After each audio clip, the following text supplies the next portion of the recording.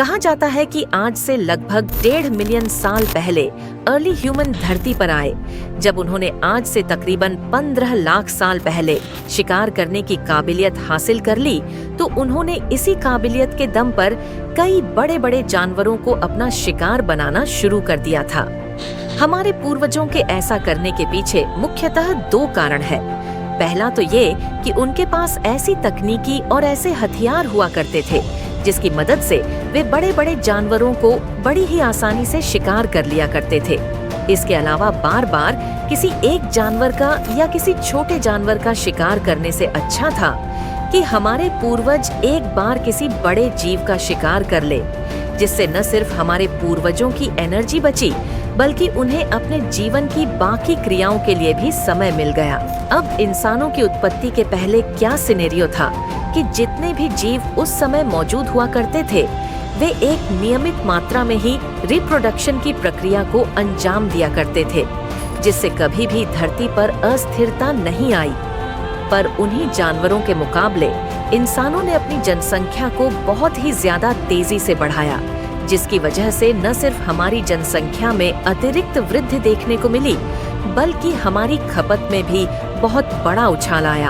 अब ज्यादा खपत का मतलब यानी ज्यादा खाने का इंतजाम करना, और उस वक्त खाने का इंतजाम सिर्फ जानवरों के मांस के माध्यम से ही किया जा सकता था।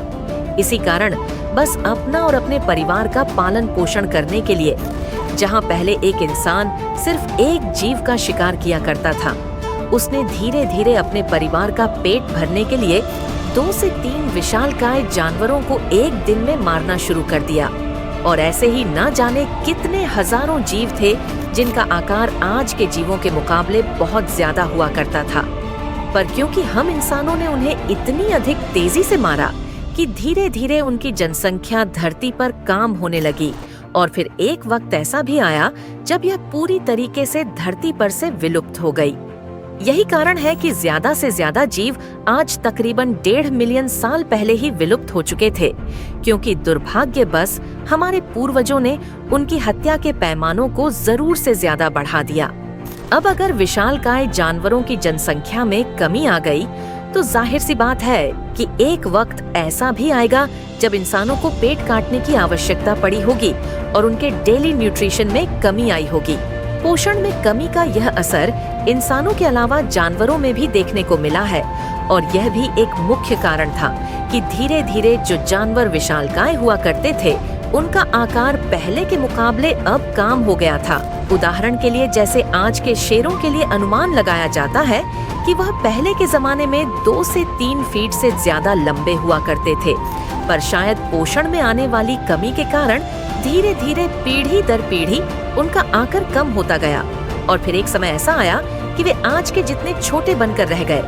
हालांकि इंसानों को भी इससे काफी संघर्ष करना पड़ा, और एक वक्त ऐसा भी आया होगा जब उनके आसपास के सारे जीव लगभग खत्म होते जा रहे थे।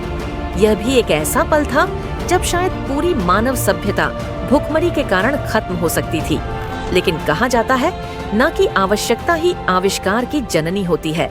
ऐसा ही हम इंसानों के केस में भी हुआ, जब हमारे पूर्वजों में यह देखा कि अब सिर्फ दूसरे जानवरों के मांस को खाने के भरोसे उनका जीवन यापन संभव नहीं था, तो उन्होंने एक ऐसे तरीके को खोज निकाला जिसके कारण आज दुनिया भर में लाखों किसान मौजूद है।